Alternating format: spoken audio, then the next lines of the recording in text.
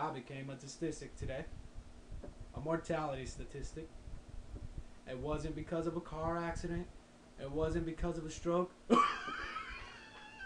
And it wasn't because of my job in those many years at the Marlboro factory. No, it happened right here in this hospital. It was due to inexperience. I became a victim of improper delegation.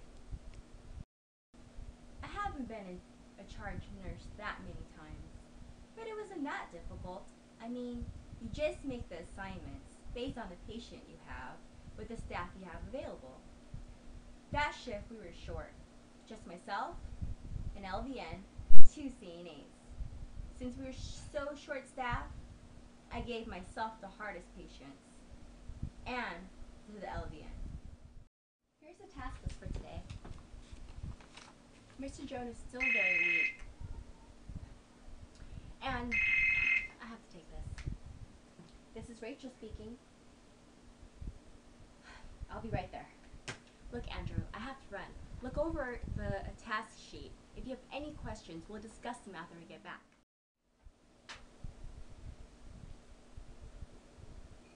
What the nurse was going to say was, before she was improperly interrupted, was that the doctor started me on a blood thinner so I wouldn't get blood clots in my legs.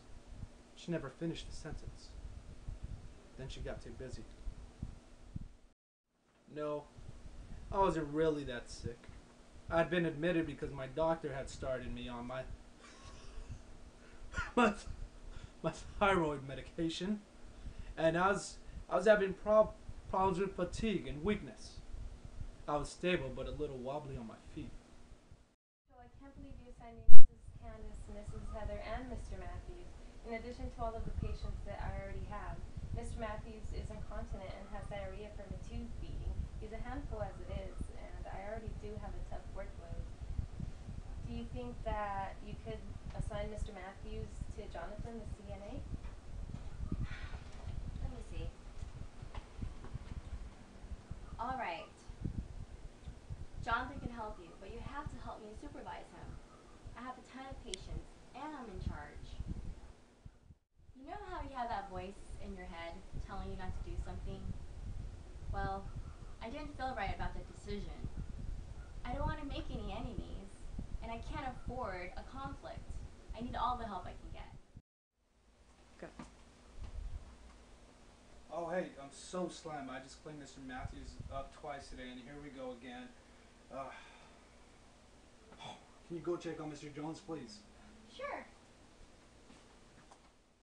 Jonathan, Mr. Jones needs help using the restroom. Can't you see I'm in the middle of something? Can you please take him just this once? He doesn't need a lot of help. He'll be okay. Just go. I'll go get the nurse. I really had to go to the bathroom. The volunteer came to help me and told me not to get up. I waited for her, but she never came back. So I walked without her. And the next thing you know, I was on the floor with a big bump on my head. Jonathan, can you please take Mr. Jones' vital signs every 30 minutes and the neural check and keep me posted? Alright. How are his vital signs? He seems good. He seems fine. And his neural check? A small headache, but his pupils are reacting. They're equal size. I think he's just tired. Okay. I couldn't tell him I was losing the ground. My pupils were retracting, but sluggishly. You see, my pulse pressure was widening. Unfortunately, no one picked up on it. The nursing assistant didn't have the knowledge base or the experience to see the subtle changes in my condition. I was in trouble, and I needed some help. When was the last time you took his vital signs? I was checking him till about 5. That was 3 hours ago. I was so busy with Mr. Matthews, I just didn't get a chance to get back. Now, it all happened so fast. By the time I got help, the bleeding in my head had already done too much damage. I never again regained consciousness